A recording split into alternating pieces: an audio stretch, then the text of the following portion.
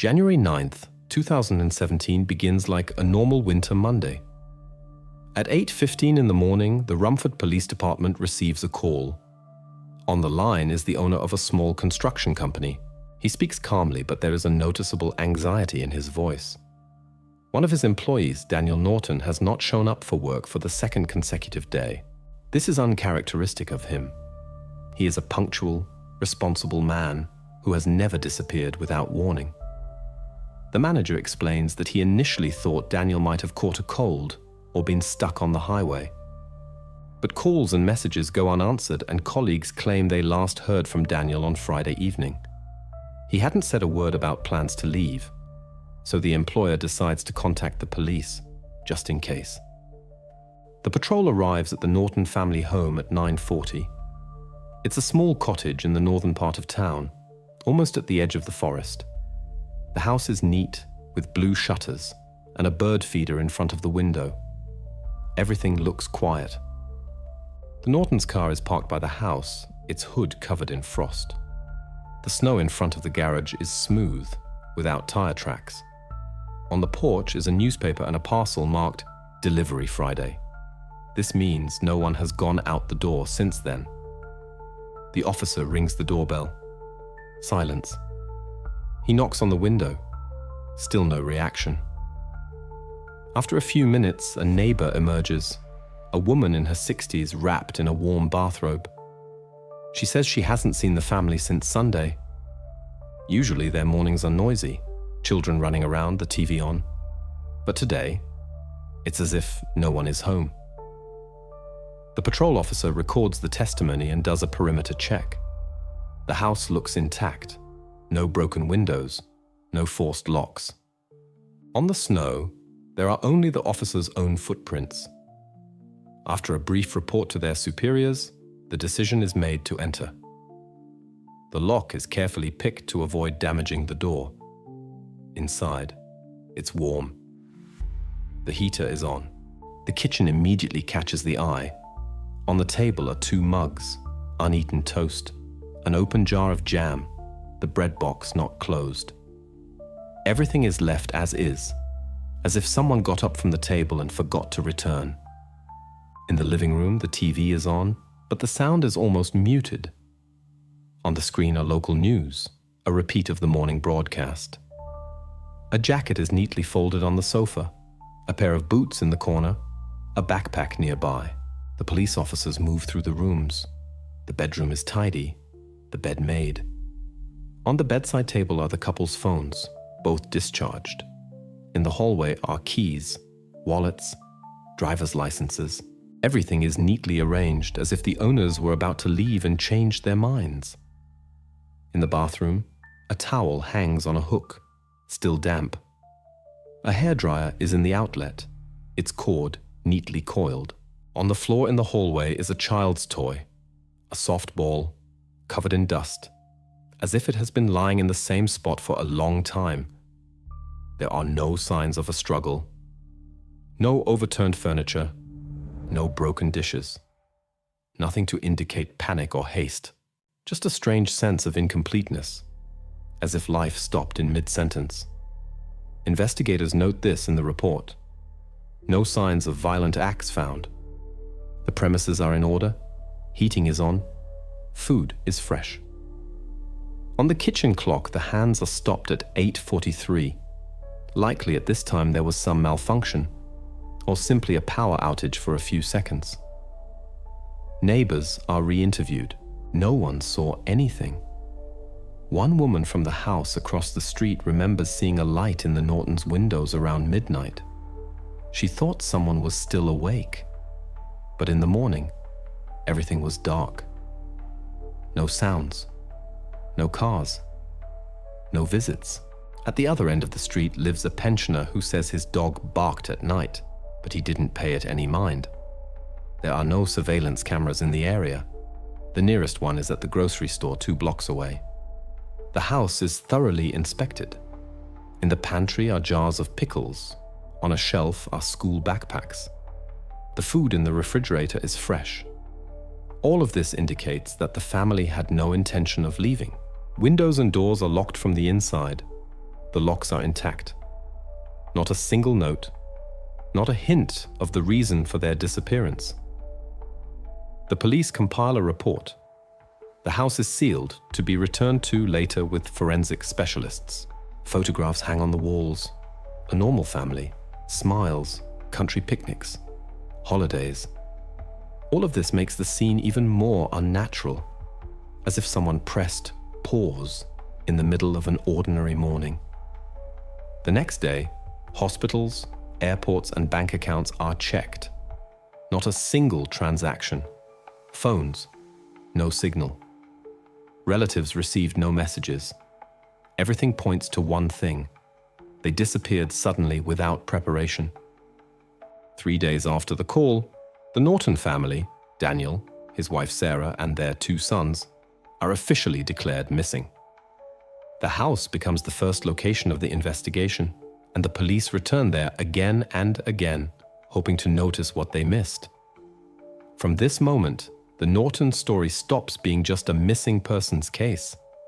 It becomes a puzzle. Everything in the house speaks of a life that was just there. Only the people themselves are no longer there. It is with this silence that the investigation begins, which will eventually uncover one of the strangest cases in the county's history. The first days of the investigation were devoted to something simple, an attempt to understand who the Nortons were. Where to start when faced with a vanished family and a house in order, as if they simply evaporated? Logic dictates. One must study their lives, who they are, how they lived, whether they had problems. Investigators start with basic data. Daniel Norton, 38 years old, a builder, worked as a foreman in a private firm.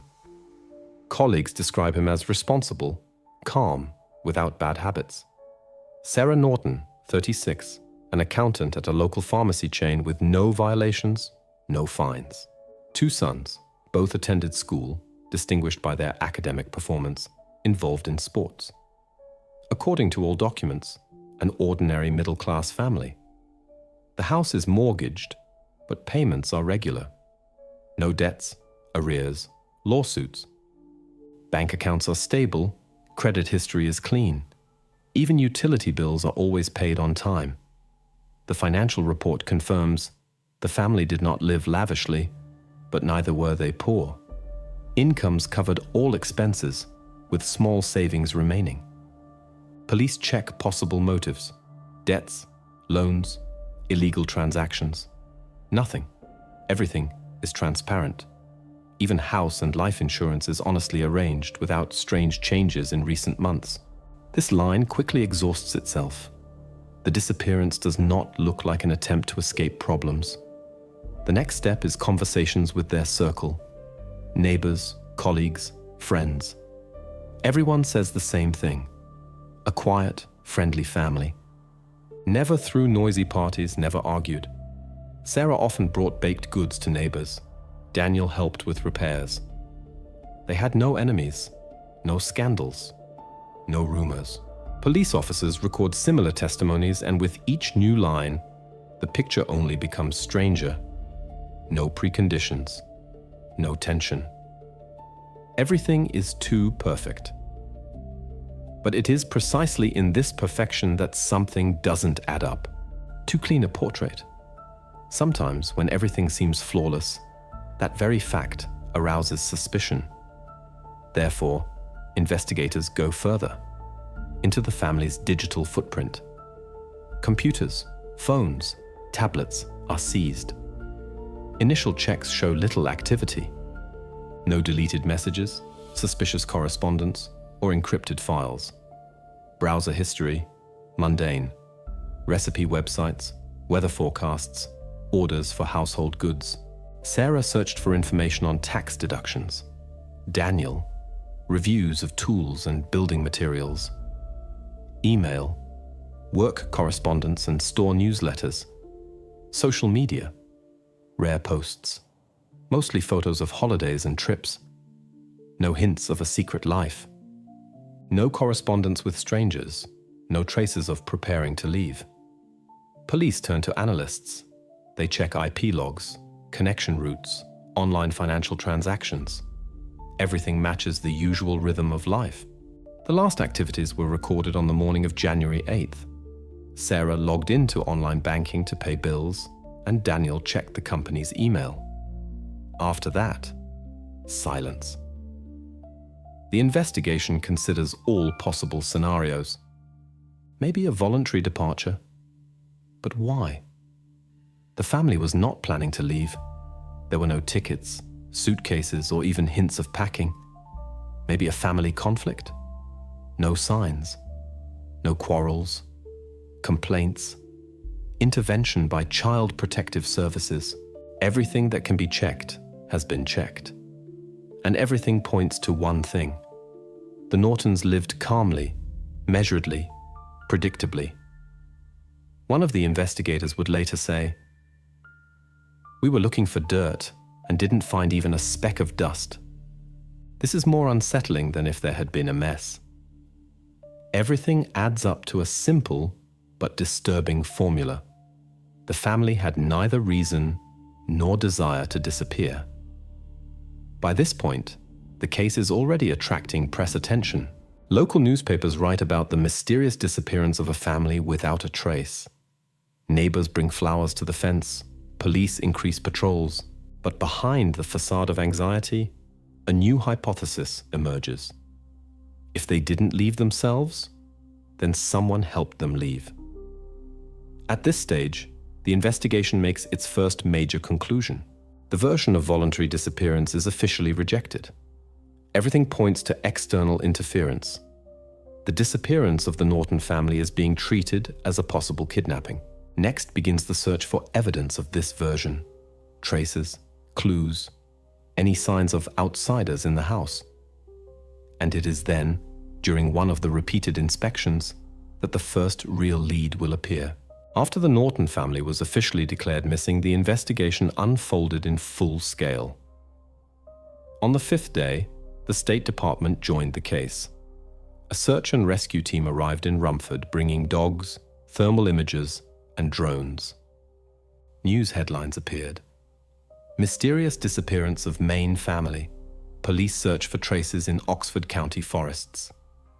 The operation covered a radius of 20 kilometers from the Nortons' home. The terrain was difficult. Dense forest, frozen ground, knee-deep snow. The temperature dropped to -15 degrees. From morning to evening, volunteers, police, and military personnel scoured the area, moving in a chain. Snowmobiles patrolled roads, checking shoulders, abandoned houses, empty hangars. A helicopter hovered over the Androscoggin River, circling its banks. All in vain. Canine units noted. The dogs lost the scent almost immediately beyond the property. There were no footprints in the snow, neither fresh nor old. It felt as if the people had simply vanished. After 3 days, the group coordinator admitted they had no concrete point from which to build further searches. Each new day became a repeat of the previous one. Local residents actively helped. Some brought food to the volunteers. Others searched their own properties. Hundreds of people scoured fields, ravines, and roadsides. Snowmobiles and drones went up again and again, but to no avail. By the 9th day, the operation became routine. Hope gradually gave way to fatigue. A week passed, then a second. The snow intensified and the temperature dropped. All possible routes were checked. Investigators analyzed every incoming report, but everything came down to rumors and errors. Someone supposedly saw a similar car. Someone heard sounds at night. None of this was confirmed. Not a single surveillance camera in the area recorded the family after January 8th. Officers openly spoke among themselves. The probability of finding them alive was minimal. Even with the mildest winter, 2 weeks in such conditions without traces of presence was too long. But until evidence to the contrary was found, the case remained a search. By mid-January, the operation center was gradually scaled back. Most of the volunteers left, only the main groups remained. On the 10th day, The coordinator reported that all houses within a 5-kilometer radius, all country roads and power lines had been checked. Silence. The case seemed to be at a dead end. And then, just as the search was practically being prepared for conclusion, a report came in from one of the patrols. A pair of officers on a snowmobile stumbled upon a structure that was not listed on any map. An old wooden shed, half buried in snow. Apparently, no one had used it for years. But inside, according to the officers, it was strange. Fresh shoe prints, a neatly renewed lock, and a smell that could not be confused with ordinary dampness. An investigative team was immediately dispatched to the scene. The shed was located approximately 8 kilometers from the Nortons' home, off the main routes. Externally, it was unremarkable. Leaning walls, a rusty roof, cracks in the wood. But it didn't look abandoned. There was no snow at the threshold, as if someone had recently cleared it by hand. This discovery became the first real breakthrough in the entire search. The team secured the object, cordoned off the perimeter, and called forensic specialists. It was still unclear what exactly was there, but for the investigation it was no longer just a strange structure. It was a possible scene where the answer to where the Norton family disappeared might be hidden. Thus, after 2 weeks of fruitless searching, the investigation got a new focal point. An old shed in the wilderness, not marked on any map. And now the entire focus of the investigation shifted to where, amidst the silence of the winter forest, stood a structure where no one should have been. By the time the operational group arrived at the shed, it was already getting dark. Snow crunched under their boots, the wind was picking up, and the whole scene resembled a shot from an old documentary investigation. A simple wooden structure in the middle of the forest, the glow of flashlights flickering in the blizzard. Inside, at first glance, nothing unusual. Old boxes, tools, a bucket, several empty bottles. It smelled of dust, rotting wood, and metal. Everything indicated that the building had not been used for a long time. Officers examined the walls, ceiling, and took photographs. On the floor was a layer of dust with visible but indistinct traces, some fresh, some old. The lieutenant noted that the door had been locked from the inside with a new lock, installed very recently. This no longer fit the image of an abandoned shed. When one of the operatives tapped the floor with his foot, a dull metallic sound echoed. It was not the woody resonance of old planks. There was clearly something underneath them. They checked closer. Several floorboards looked fresher than the others. The wood was a different shade, with fewer signs of rot. One of the forensic experts knelt down and pried up a board with a crowbar. It came loose easily, as if recently installed. Beneath it was a narrow gap, and in it, at floor level, a metal handle was visible. A small hatch. For a second, the room fell silent. Everyone understood this could be a breakthrough. The hatch was carefully opened. Cold air, smelling of earth and something chemical like a solvent, rose to meet them. The flashlight beam went deeper. A metal ladder led down into the darkness. An officer descended first. The metal steps rattled underfoot. Below was a small room, approximately 3 by 4 meters in size, with a low ceiling, concrete walls, and a single light bulb overhead. It wasn't lit, but there was an old switch on the wall. When power was supplied from a portable generator, the room was illuminated with a dim light. And then it became clear, this was not just a basement. Everything here was arranged. Against the wall stood a narrow cot with a mattress, neatly covered with a blanket. Nearby was a table with books, a notebook, a stack of magazines, and canned goods on it. In the corner were water canisters, a first aid kit, an old electric kettle. A 2018 calendar hung on the wall. On the floor was an electrical extension cord stretching up to the ceiling where, apparently, a small channel for the cable had been drilled. All of this looked not like a crime scene, but like a refuge. But a refuge from whom? Or from what? Investigators noticed many small details. Pencils and pens were neatly arranged on the table. Old documents, several packages of medicine, a box of matches, and a flashlight were in a drawer. An old radio receiver and a stack of batteries sat on a shelf in the corner. Everything was systematic, neat, without signs of a struggle or panic. Someone had lived here for a long time and consciously. When forensic experts began their work, it became clear that the room was not improvised. Ventilation was routed through a narrow channel under the foundation. Insulation was properly done. The entrance was so well camouflaged that it could have been missed entirely without careful observation. This meant the place was planned in advance. At this stage, the investigation did not yet know if the refuge was connected to the Nortons. But every object, everything here seemed to bear traces of their presence. On the wall, among the books, an operative noticed a child's drawing. Simple lines, a house, a sun, 4 figures, labeled with names. This was no longer just a shelter. This was a place where they once lived. Forensic experts took samples, fingerprints, photographs, and that same evening, the laboratory confirmed. The fingerprints on the table, on the dishes, on the doorknob belonged to all 4 members of the Norton family. This was direct evidence. They had indeed been here, but it remained unclear why. Were they voluntarily in this underground space, or did someone force them to stay? The inspection continued, and among the ordinary items, a forensic expert noticed a can of preserves standing apart. On its lid was a fingerprint that did not match any of those found earlier. This print belonged to an unknown person. For the investigation, this changed everything. Now there was direct confirmation that someone else had been in the refuge, a 5th person, whose identity was yet to be established. And it was he who might hold the key to where the family disappeared and why they ended up underground. The investigation gained a new vector.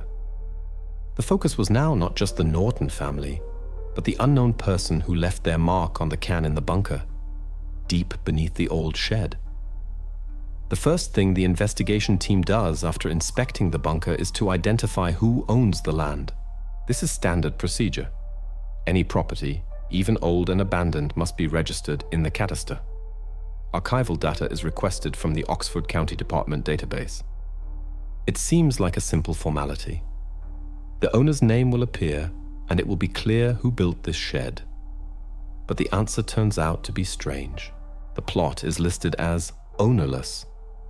The last entry dates back to 2003. The land belonged to a company called North Trails Development, which went bankrupt almost 20 years ago.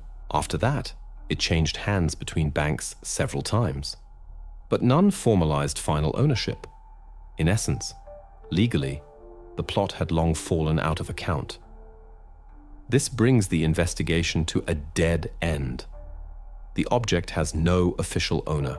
This means anyone could have built the refuge here, without registration, without permits, without witnesses. There is no information in the archives about construction, sale, or the cadastral number of the shed. It's as if it just appeared out of nowhere. Investigators return to what they have. The only concrete clue is the fingerprint found on the can downstairs. It is urgently sent for checking against the state's criminal database.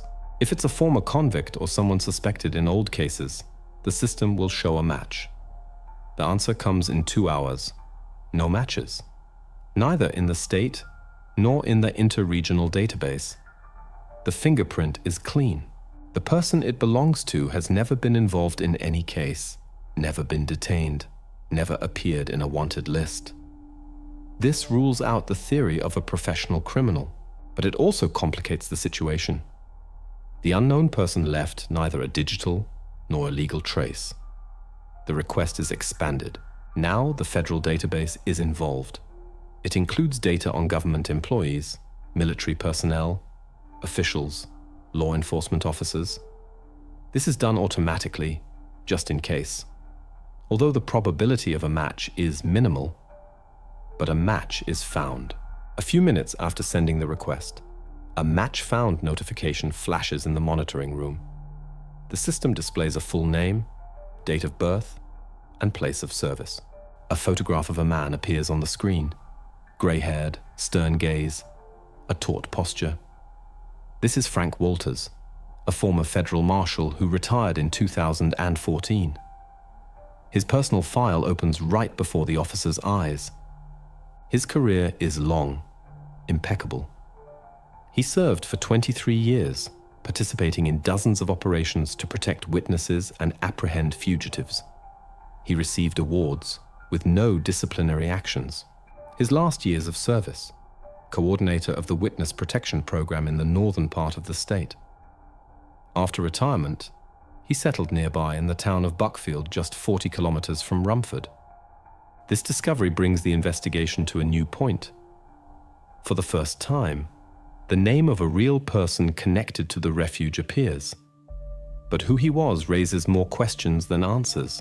A former federal marshal, a man who worked his entire life with laws and security, whose fingerprints suddenly turn up in an underground room where the missing Nortons were located.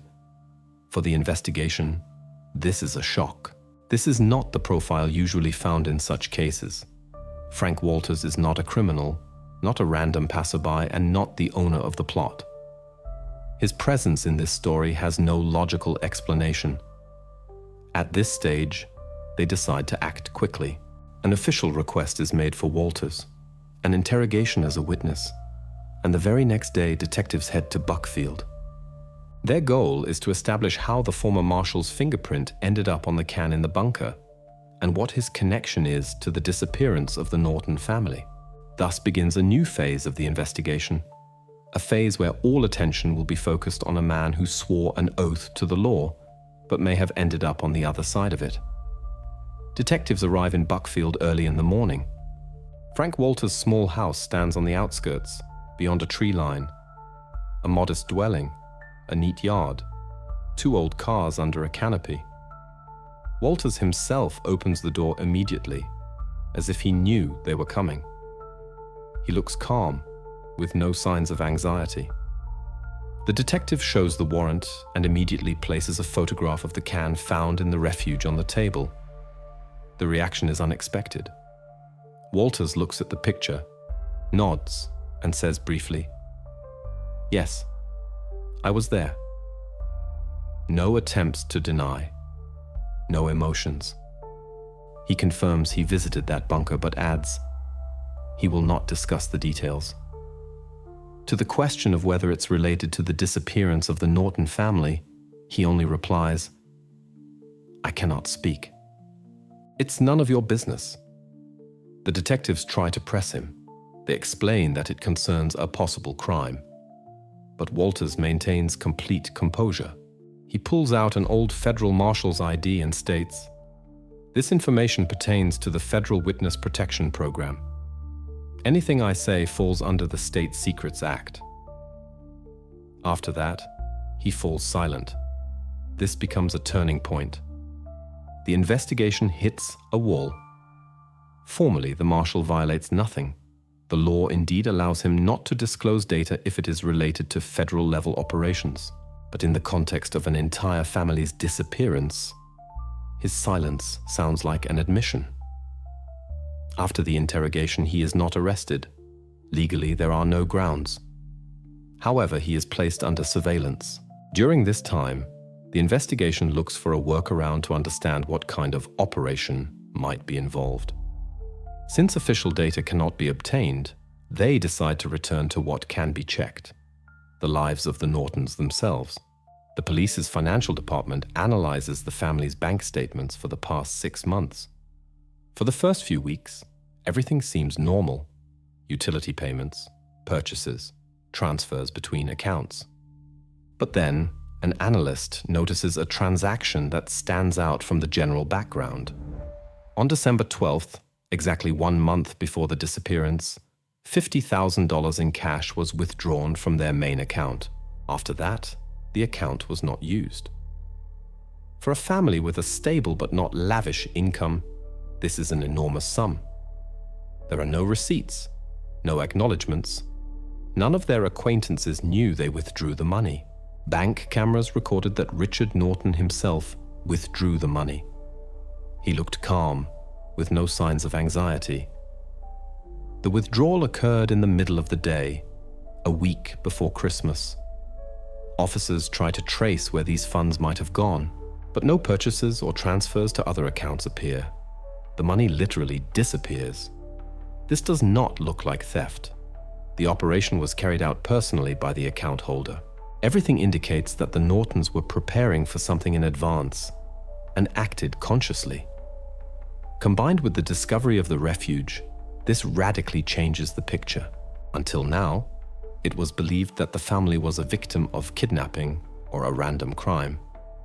Now, the facts suggest otherwise. They appear to have been preparing to go into hiding.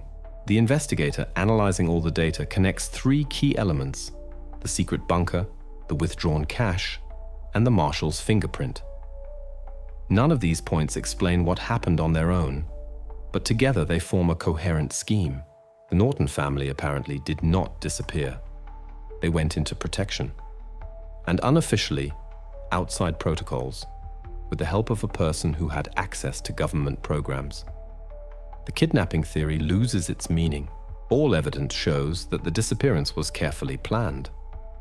The house was left intentionally, creating the illusion of a sudden disappearance. The money provided autonomy, and the bunker, refuge. The investigation formulates a new hypothesis. The Nortons staged their disappearance. The former federal marshal helped them in this. But this is only the beginning. The main thing remains to be found out. From whom were they fleeing, and why did someone from the system decide to break the law to hide an entire family? After the meeting with Walters, investigators do what protocol dictates. They send an official request to the U.S. Marshals Service. The wording is dry. Provide information on possible operations involving Frank Walters during his post-retirement period. This is a standard procedure, and it is usually answered within a few days. The answer arrives the very next day, but not the one they were expecting. The letter contains a short phrase: information is not subject to disclosure due to state secrets. No signature, no contact person, only a stamp. This means that any further attempt to press through official channels is doomed. Anyone who had access to classified operations is protected by law. Even if involved in the case, state law enforcement cannot question him on the merits. Formally, the marshal does nothing suspicious. His silence is not an admission, but an obligation. He acts according to rules he himself once followed. This is the very line where the law becomes a shield, not a tool. In such a situation, investigators are powerless. Before them is a man who may know everything but has every right to say nothing. However, his behavior after the interrogation causes concern. Walters does not avoid the police, does not hide, but also does not leave town. He walks the same routes, shops at the local store, and sits on his porch for a long time in the evening, as if waiting for something. The investigation understands. He is not afraid of exposure. He is confident that he is protected. This is not typical behavior for a suspect. Rather, the behavior of a person who believes everything is under control. Official tools no longer work. Therefore, detectives resort to informal methods. A painstaking analysis begins of all possible points of intersection between Walters and the Norton family. Everything is checked. Insurance databases, tax records, telephone companies, even overlaps in airline travel and hotel bookings. But the result is zero.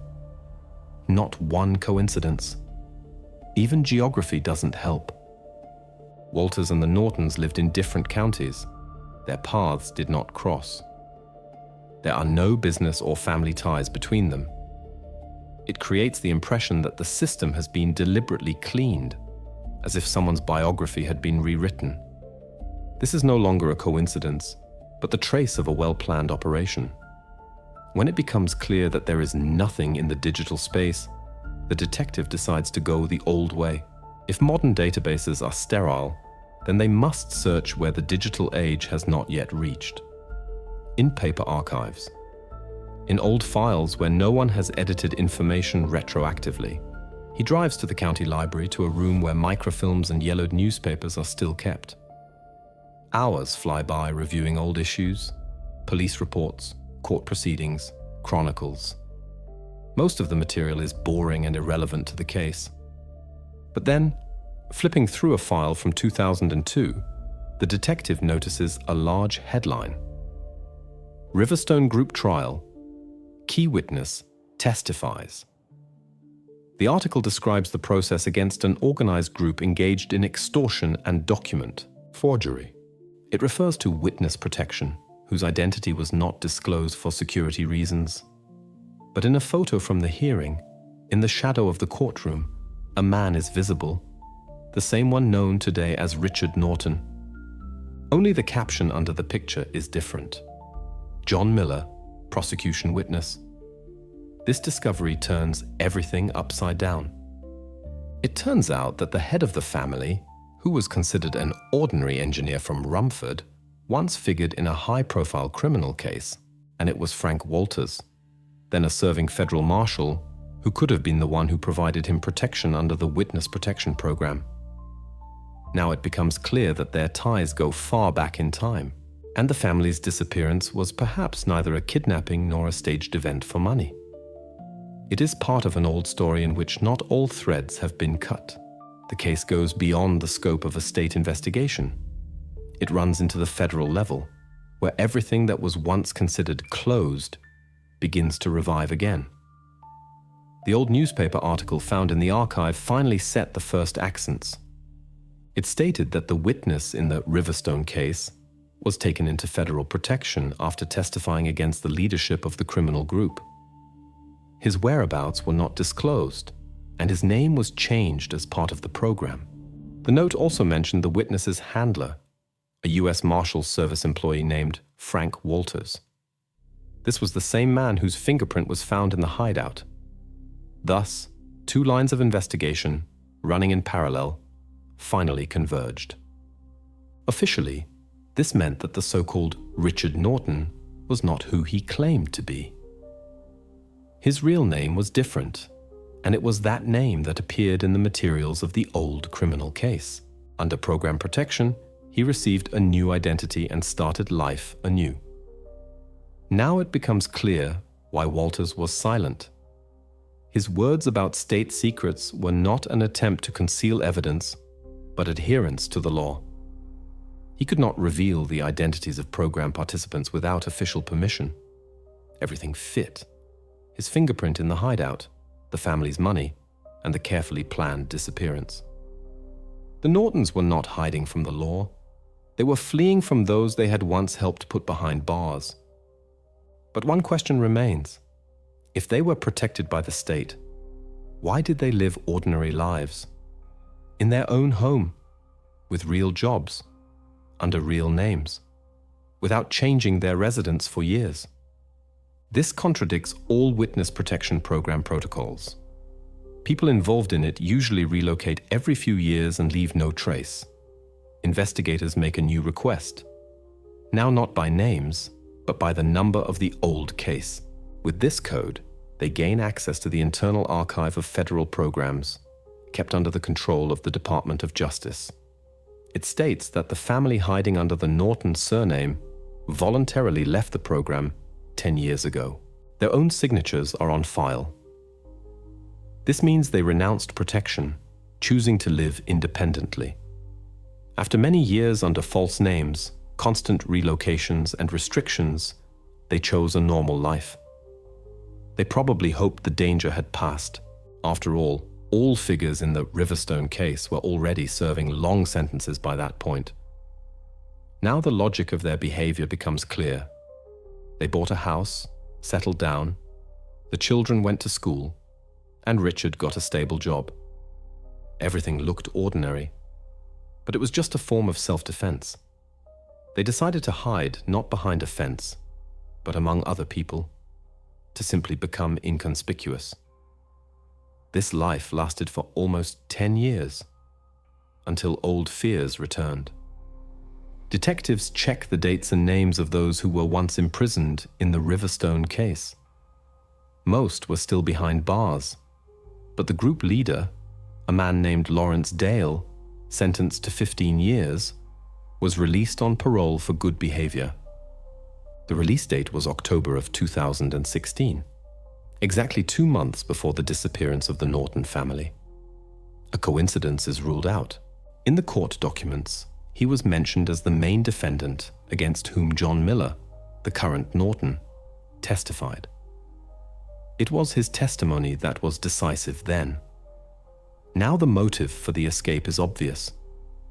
Upon learning of Dale's release, the family realized that their past had caught up with them again. They had one option left: to flee. This time, not under state protection, but on their own, without system support. They gathered money, prepared a hideout, and disappeared. This version finally explains everything: the secret bunker, the withdrawn cash, the marshal's involvement. Walters, who knew their real story, helped them leave, thereby violating all protocols. He understood that the official program would no longer accept them and chose to act outside the rules. The investigation concludes: the Norton family did not flee from an imagined threat, but from a real one.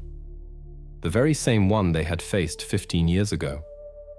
And now that the reason for their disappearance has been established, the main thing remains to be clarified. Did they manage to hide before they were found by those they were fleeing from? When detectives return to Frank Walters, the atmosphere is quite different. They no longer play careful hints and legal formulations. On the table before him is a clipping from an old newspaper, neatly laminated like physical evidence. In the center of the article is his name. Next to it is a photograph of a young man under a different surname, whom he once protected. All this makes the conversation inevitable. The marshal looks at the picture, then raises his eyes to the detective and exhales.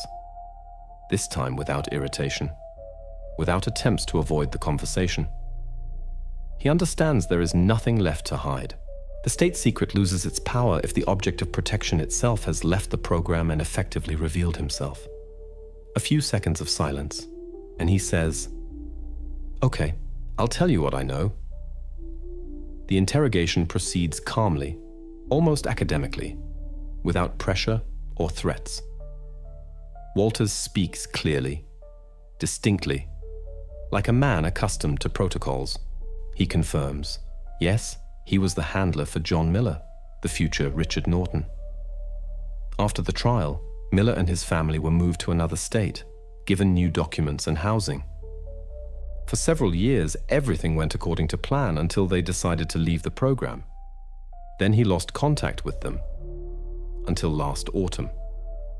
According to him, Miller himself called him after almost 10 years. His voice was strained without his usual calm. He reported that the person against whom he had testified was released and possibly knew who he really was. He said he felt like someone was watching, not directly, but through small things, unanswered calls, a car parked nearby every evening, Walters recounts. After that call, they met in person. According to the marshal, Miller did not ask to be returned to federal protection. He knew it was impossible. Instead, he asked if he could use what remained of the old evacuation plan, created in case of program failure. This referred to the very bunker. The bunker, according to Walters, was equipped in 2005, while Miller was still under protection. It was built according to the long-term shelter protocol, as a backup point if the primary residence was compromised. After the program closed, it remained abandoned, and no one but the two of them knew of its existence. Walters admits that he helped the family prepare the hideout, not as a representative of the law, but as a friend. He understood that formally he was violating procedure, but he acted humanely.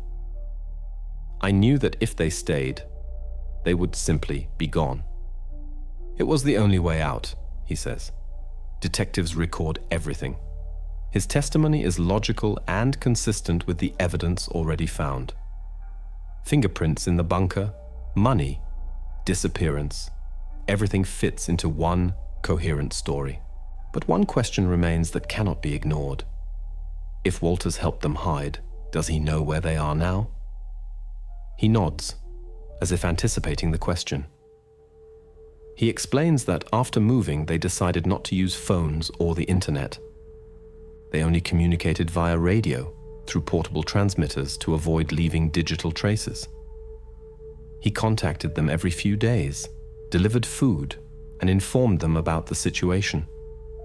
Everything was going according to plan. But 2 weeks ago, on the same day the family was officially declared missing, the radio simply went silent.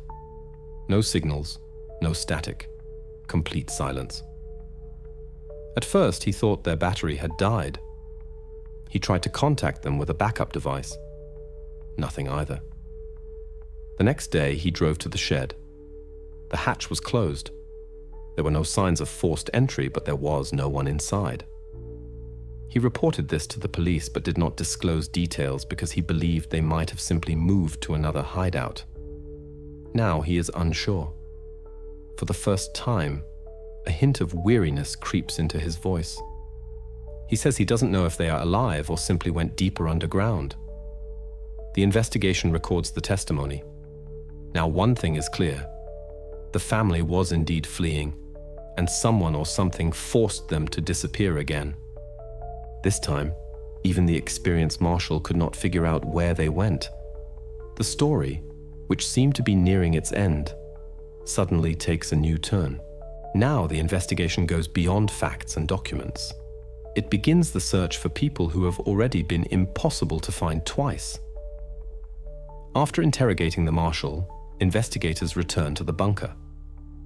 This time, not just to examine the place, but to literally dismantle it layer by layer, like an archive where every scratch could be a document. Now they know that the family prepared for their escape in advance, and therefore the initial inspection seems superficial. Perhaps there were details left that previously seemed insignificant. Outside, everything is still calm. The hatch is closed, the lock is intact. Inside, silence and the smell of earth. Forensic experts start from scratch. They check the floor, walls, ventilation shafts, boxes, pillows, even book covers. And the further they go, the clearer it becomes. There was no attack, no signs of struggle, no haste. Dishes are neatly stacked, food on the shelves. Even the radio transmitter is turned off, not ripped from the socket. All fingerprints belong only to family members and Walters. No traces of strangers' feet. Zero. Even dust motes on the floor lie evenly, as if no one entered after they left. This perfect picture shatters the previous hypothesis. No one invaded here. No intruders broke down doors. Everything that happened was the result of their own actions. The family left on their own, deliberately, calmly, without panic. Their silence on the radio was not a sign of danger. It was part of the plan. And yet the question remains, where did they go next? As if they vanished into thin air. But any meticulously planned escape has a route. One only needs to find its trace. When the inspection is almost complete, one of the forensic scientists, a senior technician named Davis, decides to lift a board near the bed, which was considered irremovable during the first inspection. Underneath it, dust, a little debris, and something shiny.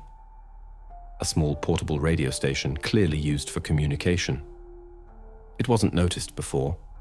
It lay in a metal casing protected from detection by detectors. Next to it, a notebook. Worn, with a crumpled spine, pages sometimes creased as if it had been held often. There is no text in it, only numbers, a set of call signs, and something resembling geographical coordinates. The handwriting is even, clear. Judging by the entries, these are not random numbers, but a sequence of radio frequencies and control points. The investigator looks up. Everything is clear, without words. These are not just notes. This is an instruction, a route map. Their own navigator. Forensic experts immediately cross-reference the coordinates. On the first line, a sequence that points to a specific location outside the city. When the data is entered into the electronic map, a place appears on the screen. An abandoned airfield 50 miles to the north. This airfield has long been out of service. Since the 90s, it has only been used for private flights, and the last records of aircraft movement date back more than 10 years ago. But satellite images show the runway is clear of grass, and someone recently replaced the roof on one of the hangars. This means the place is not completely abandoned. The investigation draws an obvious conclusion. The bunker was just a staging post. Phase 1. The real escape began after leaving it. Everything indicates that the family was preparing a multi-phase operation, from radio communication and a hideout to transportation. And that means they could have really gone far. Now it's clear, everything that previously seemed chaotic, the money, contacts with the marshal, the disappearance without a trace, was carefully calculated. Every step was planned in advance. And if the coordinates point to an airfield, then perhaps that's where their new trail began. They were not victims of circumstances. They became the architects of their own disappearance. And this is no longer just a story of escape. It is the story of how a person who lived half his life in fear learned to hide better than those who were supposed to protect him. The investigation enters a new phase. Now detectives must go there, to the airfield, where perhaps the last traces of the Norton family remain, before they definitively vanished from this world. Investigators travel to the old airfield in Oxford County, 50 miles north. The place has long been listed in the archives as closed.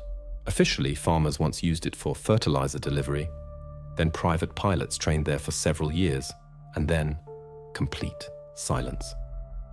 At the entrance, a rusted barrier, torn signs, and an old plaque with faded letters, no entry. But as soon as the detectives get out of the car, it becomes clear. Someone was here very recently. The snow on the shoulders is trampled. Tire tracks lead directly to the hangars. At the very entrance, a chain, neatly thrown over the gate leaf. It had been fastened recently, but the carabiner is clean, without traces of rust. The wind chases dust and scraps of paper, but the runway looks strangely well maintained, as if it had been recently cleared. When forensic experts proceed further, they find landing gear tracks, 2 parallel strips stretching into the distance.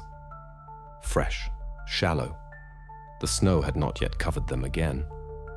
Someone had indeed taken off. An aviation specialist notices characteristic imprints, small step, narrow track, typical for a light single-engine aircraft. Everything indicates that the takeoff was unofficial. No lights or signals accompanied it. Investigators contact nearby residents. There are few of them. An old mechanic living next door, and a woman working at a 24-hour diner by the highway.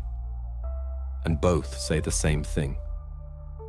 About 2 weeks ago, late at night, they heard the roar of an engine. Brief, steady, without the characteristic sound of large engines, meaning it was a small plane. The mechanic claims he saw lights in the distance, as if someone was taking off, but without radio contact. This coincides with the day the family disappeared from the bunker. The investigation finally gets physical confirmation. They left the hideout not on foot, but by air. A new stage begins, checking all aviation routes. Requests go to air traffic control services, archives, and private flight databases. But the answer is the same from all sides. There was no such flight. Not a single control tower recorded a takeoff. The aircraft's transponder was off. The flight plan was not registered. This means one thing. The flight was illegal. Everything was done to make it untraceable. And yet, complete invisibility is impossible. Every plane leaves a trace at least at the edge of the radar field. One of the border monitoring specialists finds a night radar recording. On that very date, around 3 in the morning, a faint mark appears in the sky over the St. John River, an unidentified aircraft heading northeast. A few minutes later, it crosses the border into Canada. Border guards tried to identify the target, but the transponder was off and the flight altitude was minimal, almost at tree level. After crossing the border, the mark disappeared. However, the flight direction matches the route from the airfield where the landing gear tracks were found. Now the investigation has a concrete lead. An official request is sent to Canada with the exact time, coordinates, and presumed type of aircraft. The answer arrives 2 days later. Canadian police confirm that night, their local services recorded the landing of a light aircraft in the province of New Brunswick on an abandoned private strip. Authorities found the pilot a week later when he was trying to sell the plane to a private collector. The pilot's name is Stephen Hayes, a former military pilot, discharged for disciplinary infractions. During interrogation, he immediately admits that he made the flight on order. He says he was hired through third parties, promised a large sum, and required complete anonymity. He received the airfield coordinates, the exact departure time, and instructions not to turn on navigation instruments. There were 4 passengers on board: a man, a woman, and 2 younger people, all dressed simply, without documents, but looked composed, not like fugitives, more like people who knew what they were doing. They paid in cash. The pilot recalls that the woman behaved the calmest. She held an old backpack and constantly watched the time. After landing in Canada, they quickly transferred to a pickup truck that was already waiting for them on the runway and drove towards the forest. He never saw them again. Now everything becomes obvious. The Norton family indeed left the country. Their escape turned out not to be a desperate dash, but a cold-blooded planned operation. Every element of their disappearance, radio communication, bunker, money, airfield, was a link in one chain. The investigation officially receives the status closed with result. But for the investigators, this is not the end. After all, behind every carefully thought-out escape scheme lies not only fear, but also a reason that forces a person to abandon everything they had. And the deeper they delve into the Nortons' past, the clearer they understand. The darkness they were fleeing from did not stay behind at all. After the confirmation of the flight to Canada, the case formally concluded. On paper, everything looked flawless. A family hiding from old enemies managed to escape abroad without breaking any laws. But the lawyers involved in the case were in no hurry to close the files. Too many details surfaced during the investigation to simply stamp "case closed." The team of federal analysts began with the primary question. Were the actions of the Nortons or Marshal Frank Walters a crime? Formally, no. They did not deceive anyone, did not harm the state, did not violate borders. Even the use of an illegal flight did not fall under a criminal statute, as the fact of the family's participation in this flight could not be proven in court. In essence, it was an escape without a crime.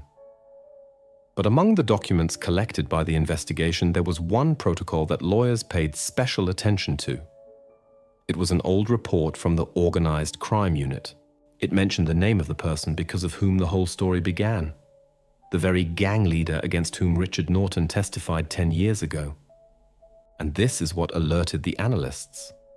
Several months before the family's disappearance, this man began actively buying up old contacts, restoring connections, and searching for one of his former gang members who disappeared after the trial. According to surveillance data, he tried to establish contact with former employees of the Witness Protection Program through straw men, fictitious firms, sometimes directly through threats. Everything indicated that he had not come to terms with the past. He was not interested in money or power, only revenge. From this moment, the case transforms from a family drama into a federal-scale matter. The materials are transferred to the FBI. At a meeting with the district attorney, they decide to resume surveillance of the released ringleader. This decision is made quietly, without press releases, without media notifications. No one should know that he is being watched again. The FBI connects its internal intelligence division. External surveillance is established on the subject, tracking movements, calls, emails, meetings. For the first few weeks, nothing. Clean. He behaves like a law-abiding citizen, lives in a quiet house on the outskirts, walks his dog in the evenings. But then the first signals begin to arrive. Old acquaintances appear in his circle. 2 former accomplices arrive from another state, rent housing nearby. Operatives record meetings. The men discuss something in parking lots, in cafes. Then one of them drives out of town, where there is a warehouse registered to a straw man. A check of this warehouse reveals strange details. A new radio station, old maps, and a list of car numbers, among which is Marshall Walters' car. This becomes a turning point. The FBI understands that the threat is not just possible, it is real. Norton did not flee for nothing. The people he was hiding from had indeed begun to act. A large-scale operation begins. Under the guise of a traffic inspection, one of the accomplices is detained on the highway. During the search, a phone with encrypted messages is found. Decryption confirms. Their target was a witness who went north.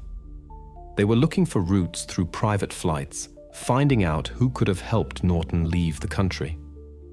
These are no longer conjectures, but a revenge plan, meticulously worked out and coordinated. Based on this data, the FBI obtains an arrest warrant for the ringleader. He is apprehended in mid-March. He does not resist, but on his face is the expression of a man who understands everything.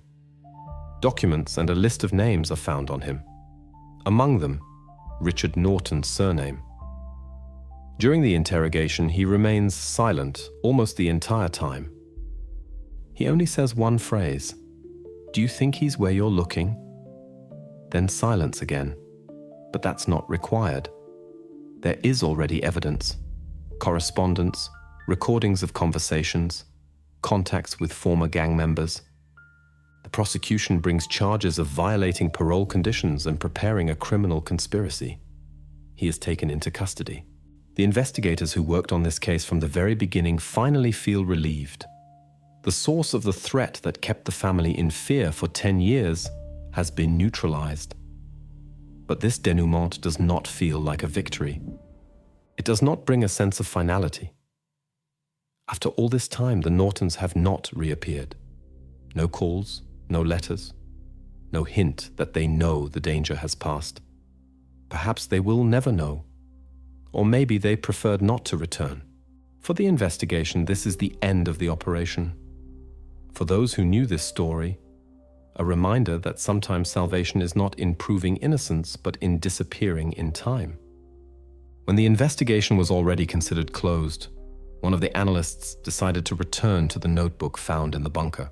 At the time, it seemed like just a list of frequencies and coordinates.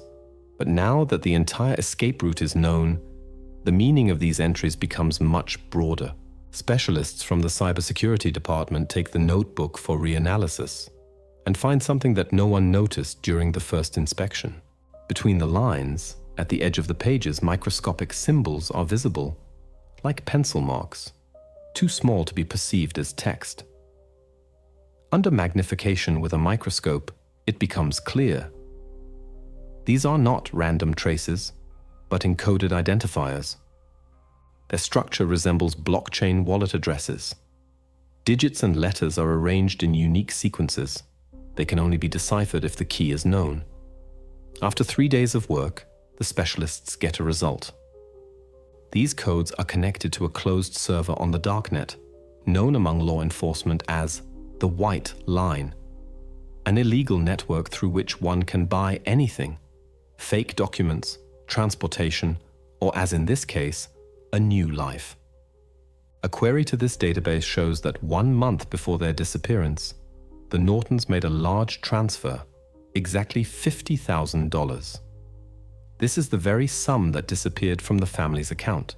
The payment went to a wallet belonging to a person under the pseudonym Syndic, one of the intermediaries in the underground system specializing in organizing disappearances.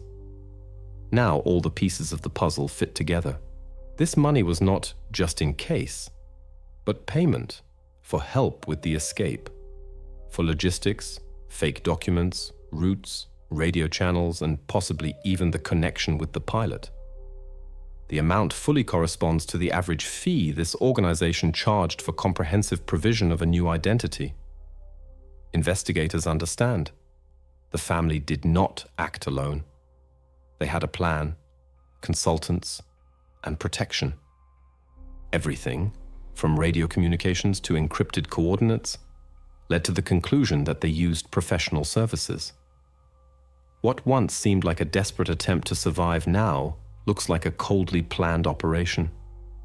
But the most interesting thing surfaces later when Canadian police reinterrogate the pilot, now jointly with FBI agents. His story becomes the key to the final details. He explains that he received the order not directly, but through an encrypted chat. Communication passed through one-time channels. Each message disappeared 1 minute after being read. Payment in cryptocurrency. The exact amount, without rounding, was transferred in advance from an anonymous wallet, not connected to any bank. Asked if he saw the passenger's documents, the pilot shakes his head. He says that everything looked extremely organized. They knew where to go, which aircraft was his, and how to disable the radio signal. He had a feeling as if they had done this before. After landing, a transfer of the second part of the sum awaited him, but it came from another wallet, registered through a chain of 6 proxy services. This means that even if someone tries to reach the clients, it is technically impossible. All traces are destroyed. This testimony becomes the final nail in the coffin of the accidental version. The Nortons' escape was not panic, not an impulsive decision. It was a complex, multi-layered operation where every step was calculated in advance, including false leads and the timing of their departure. The final report prepared by the FBI emphasizes the family used knowledge that Norton acquired during his cooperation with special services. His experience working undercover, his conspiracy skills, his understanding of witness protection procedures. He applied all of this now for himself. He knew how to hide information, how to change identities, how to disappear so that no one would find him again. As a result, from a victim of circumstances, he became the author of his own salvation. Every piece of evidence found afterward only confirmed this. The notebook, cryptocurrency transfers, coordination through the network. Everything was part of one perfectly constructed scheme. When the investigators closed the final folder, everyone was left with the feeling that they had managed to glimpse into the lives of people who had learned to exist outside the system. Not by chance, but through intelligence and discipline. They did not just leave. They erased their past in a way that only those who had once survived a hunt could. And now, wherever they may be, the only thing that can be said for sure is that their disappearance became the purest example of how a person is capable of building their own invisibility. The press conference began at 9 in the morning. Journalists were already crowding the street. Camera crews were on duty. Some tried to break into the city hall, while others simply stood aside, watching. It seemed as if the entire city morning was frozen in anticipation of these words. As if the fate of one family suddenly became a symbol of something bigger. A mystery that everyone felt but no one understood.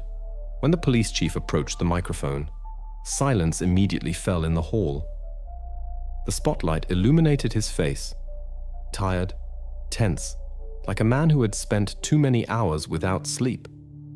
He speaks measuredly, without emotion, as if every word had been vetted by lawyers beforehand. The investigation is complete. The Norton family has been found. Everyone is alive. They are safe and do not require medical assistance. After this phrase, he pauses, as if giving people time to comprehend what they have heard. But the pause brings no relief. There is confusion in the air. Everyone understands that the wording is too general. There is no detail, no hint of where they are, how they were found, or in what condition. One of the journalists stands up, raises a hand. Can you clarify? Within the state or outside? The answer is laconic. No comment. Another tries to ask why the case is classified, but the press secretary abruptly cuts him off. The investigation involves federal interests. Details are not disclosed. And this silence, it is the loudest, because it says everything that needs to be known. Those who once fled the system are now under its protection. Their names are erased again, their whereabouts unknown even to those who worked on the case from the very beginning. To the public, they have disappeared forever. Only now not as fugitives, but as people whom the state has decided not to surrender to the world again. When the hall empties, one of the reporters notices that the police chief leaves not through the main exit, but through a side door. There is no triumph on his face, rather exhaustion, the kind that comes when you realize the truth does not always have to be told. Meanwhile, a quiet internal investigation begins in the U.S. Marshals Service. It proceeds without loud headlines, without cameras. Frank Walter's personal file lies on the commission's table. A photograph, service dates, awards, all neatly filed. He is summoned to a closed session. The room is small, without windows. 3 in uniform, 1 representative from the Department of Justice, a stenographer. Everything is strictly according to regulations. Frank enters calmly, sits down, without averting his gaze. To the chairman's question of whether he realizes he violated federal protocol, he replies, "I realize." And after a short pause, adds, "But if it happened again, I would do the same." He speaks without defiance, without pathos, simply stating a fact. His actions are not an excuse, but a choice. The commission reviews everything point by point. Contact with the Norton family, a violation. Assistance in preparing a hiding place, a violation. Illegal use of official equipment, a violation. And yet, no member of the commission calls him a criminal. The atmosphere of the meeting is strange, as if everyone knows that formally he is guilty, but essentially he did what no one expected of him. He acted according to his conscience. The decision is made on the 3rd day. The wording sounds dry, almost lifeless. For exceeding official authority and violating procedural ethics, Frank Walters is relieved of his duties with retention of pension. He is given the right to early retirement and the option not to participate in public comments. That is, formally he was punished, but essentially released with honor. When he leaves the building, several journalists meet him. He remains silent. Only one short gesture. A slight nod in gratitude to those who stood behind the fence, not shouting questions. After that, he gets into a car and drives away. He's no longer seen in service or in the city. Almost simultaneously, another note appears in federal news. Short, without loud headlines. Former leader of a criminal group, previously serving time for extortion and corruption, arrested. The report mentions that the reason for the arrest was information obtained during a parallel investigation. Without clarification, but to everyone who followed the story, it is clear where this information came from. For the general public, this is another police success. For those in the know, a signal. Old ties are broken. Old debts are closed. The criminal underworld receives a warning. The person who once broke their code of silence is now out of reach. Any attempt to find him will only lead to new losses.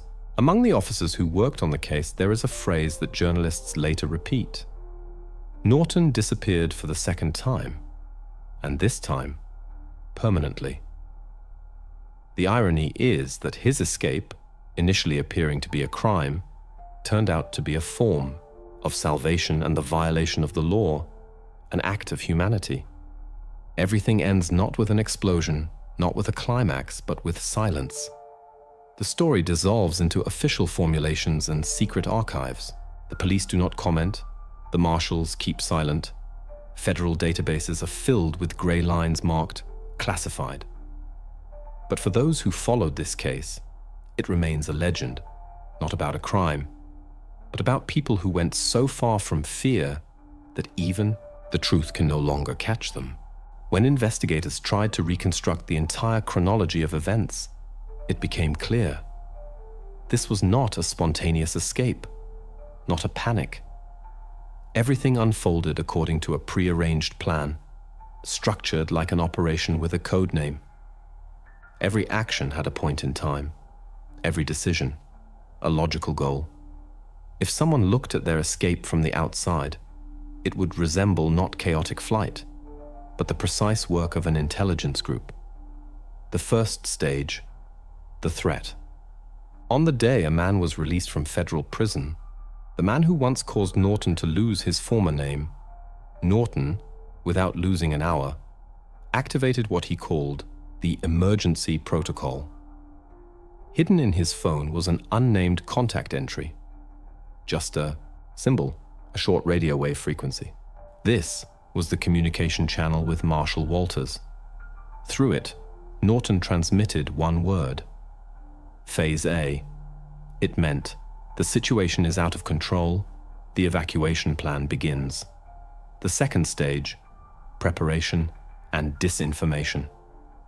While neighbors saw the family living their usual lives, something else was happening inside the house. Money was withdrawn from the account in parts, so as not to arouse suspicion. Cash was transferred into vacuum bags, belongings sorted, documents destroyed. At the same time, a false trail was created in public. Unpaid bills, sudden absenteeism from work, left personal belongings, traces of chaos. Everything looked like a sudden disappearance, as if something broke off in an instant. This was precisely the intention, for the police, neighbors, and press to believe that the family had vanished suddenly and without a trace. In reality, on the night their house first made the news, they were already underground, in a bunker, built in advance and equipped with everything necessary. This was the third stage, concealment. The bunker was located 1.5 kilometers from their plot, on the territory of an old quarry where geological work was once carried out. The entrance was disguised as a small structure that from a distance looked like a shed. Inside, ventilation, autonomous power, communication, and even a stock of canned goods sufficient for 1 month. All of this they had prepared for years, as if anticipating the moment when the world would turn against them again. From this point began the fourth stage, coordination. From the bunker, they established contact with the underground White Line network via the same radio station later found under the bed. Communication was conducted in short phrases, codes, like between military personnel. They agreed on the route, evacuation time, and paid the remaining part of the services through the crypto network. In parallel, Walters provided cover, directing the official investigation in a false direction, feeding the investigation non-existent leads. The fifth stage, silence. It was at this moment that they stopped contacting the marshal. This was done consciously. The less he knew, the harder it was to make him talk. The witness protection system is always built on the differentiation of information, and Norton used the same principles against the system itself. They disappeared even for their only ally. The sixth stage: evacuation. At night, 2 weeks after the last contact, they left the bunker. According to the investigation, they moved in 2 cars without headlights along a country road to an old airfield that had been used since the 80s. A light plane was already waiting for them there, its pilot asking no questions. Everything happened quickly and without fuss. Around 2 in the morning, the aircraft took off, heading north, bypassing control zones. At the border, the plane flew with its transponder off, which allowed it to avoid radar detection. And finally, the 7th stage: cover story. When the plane crossed the border and landed on a small private strip in Canada, the family had already ceased to exist under the name Norton. 2 people met them at the site, representatives of that very organization. Each of them had their own task. One was responsible for documents, the other for transport. On the same day, they were issued new identity cards, registration, new bank cards. Old phones were destroyed, clothes replaced. 3 days later, they officially appeared in another city, with new names and a new biography. To the investigation, it looked like a disappearance. To them, like a rebirth. Their operation passed without a single error. From the moment of the threat to the final touch of a new life. Even the analysis of financial transactions, satellite images and radio frequencies yielded no direct clues. Everything looked as if they had simply been erased from reality. The FBI, in its final report, called it one of the most complex and well-thought-out self-eliminations in modern history.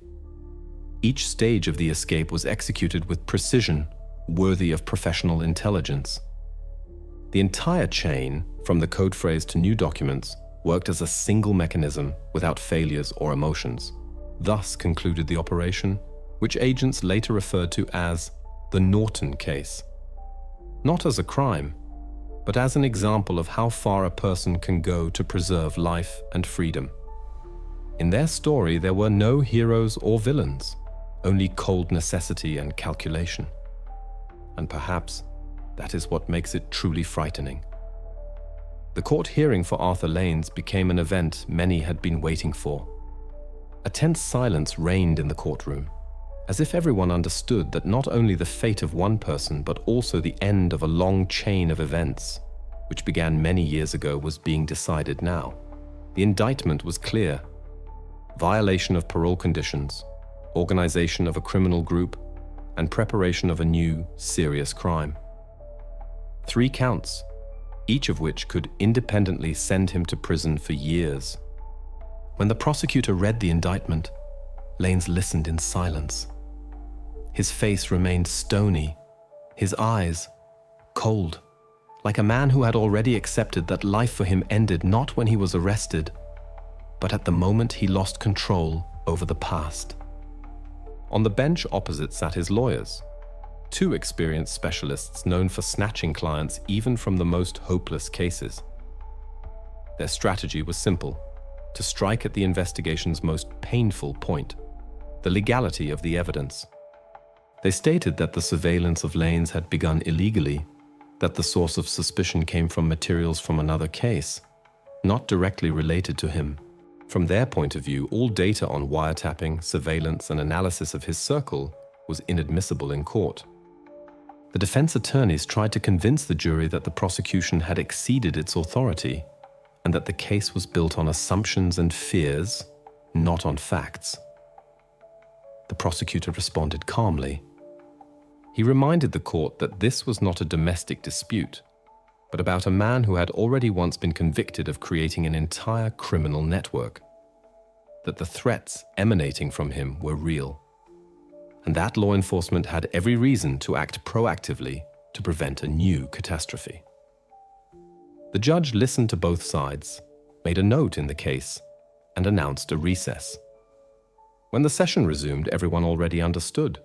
The outcome was near. The court ruled. The evidence was admissible. The basis was a point of law allowing for a violation of surveillance procedure if there was a direct and confirmed threat to public safety. This formulation finally destroyed the defense's line. Lanes's expression did not change. He continued to sit motionless, only clenching his fingers until his knuckles turned white. His lawyers understood. Now all that remained was to stall for time.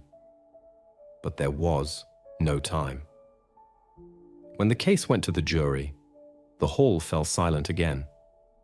The deliberation lasted longer than expected, almost 4 hours.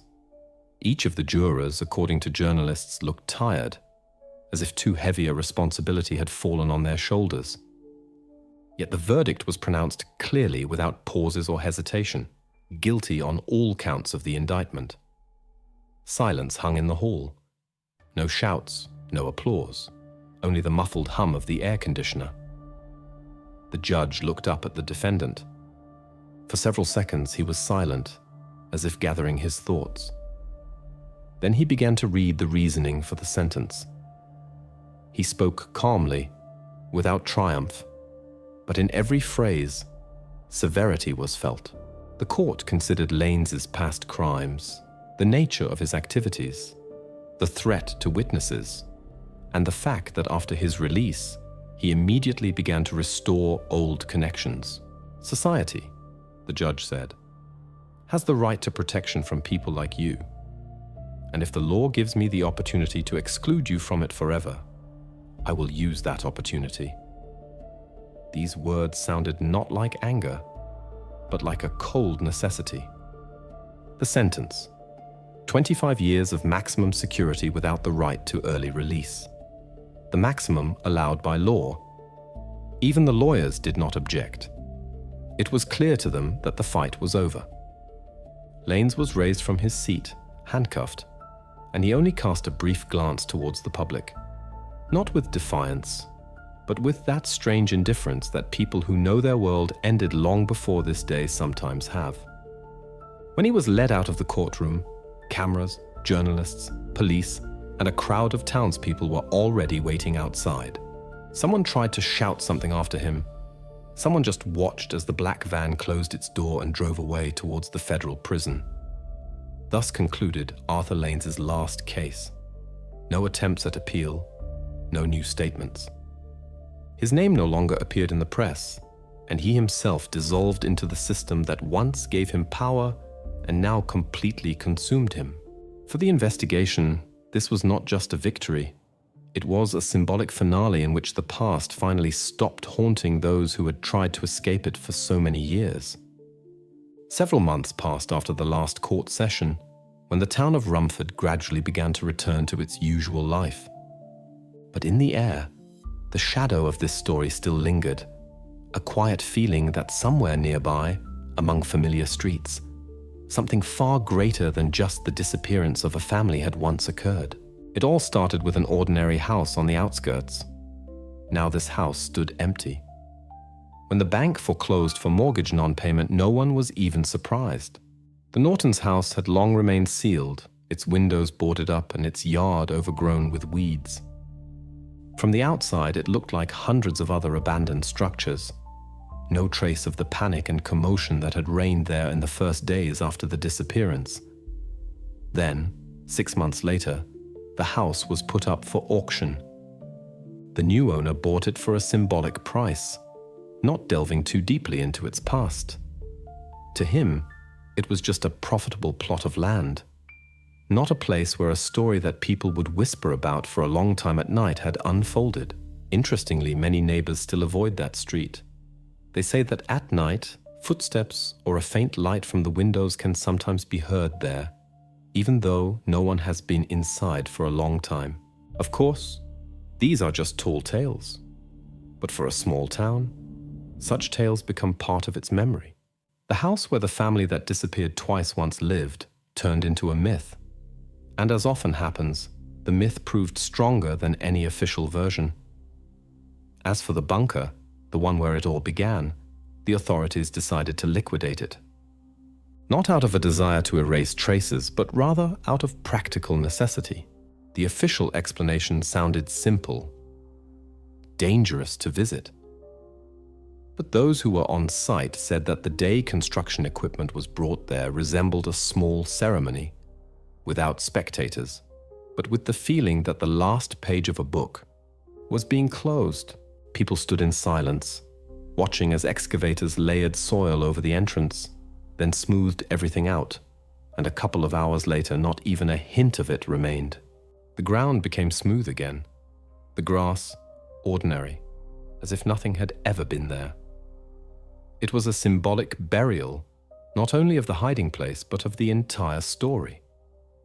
Frank Walters, the former federal marshal, retired. No interviews, no books, not a single mention of the case that, in essence, became the most important in his career. He moved to another state, closer to the ocean. There, they say, he lives quietly, fishing, a small workshop, an old house with no signs. People who met him note that he became more withdrawn, but in his gaze, the same focus remained, like a person who knows something he will never speak of again. When a journalist tried to track him down for a documentary, Frank politely but firmly refused. He only said, "Some stories don't need a continuation. The important thing is that their ending is right." The conversation ended there. And since then, he has not appeared in the news again. Nothing is known about the Norton family themselves either. No traces of transactions, no phone calls, no hint that they are somewhere nearby. All that remains of them are a few photographs in the case file. Smiling faces, frozen in time. To the police, it is a closed incident. To the townspeople, a mystery. And to those who knew the details, a story of salvation that required complete disappearance. The archive file is still kept in the basement of the Rumford Police Department. A folder with a thick grey cover, slightly faded with time. On the spine, a neat inscription. Case number 7421, Disappearance of the Norton Family. On the last page, a stamp, closed. No notes, no appendices. Just the end. Sometimes new officers, sorting through old cases, find this folder, flip through the pages and wonder why everything is so carefully classified. But older colleagues just wave it off, saying that there are stories in which the truth will benefit no one, and the case is put back. Thus ends one of the strangest and most controversial stories ever investigated in this district. The house is sold, the bunker filled in, the marshal has left, and those for whom it all began have disappeared completely. No trace, no hint, no signal. Only emptiness where life once was. And perhaps this is their victory. They managed to disappear not from the law, but from memory itself. No one searches for them anymore. No one remembers them by name. Only those who once held this case in their hands remember. It all happened. And it ended exactly as it should have, quietly, without loud words, but with the feeling that somewhere far away, under other names, these people are still alive.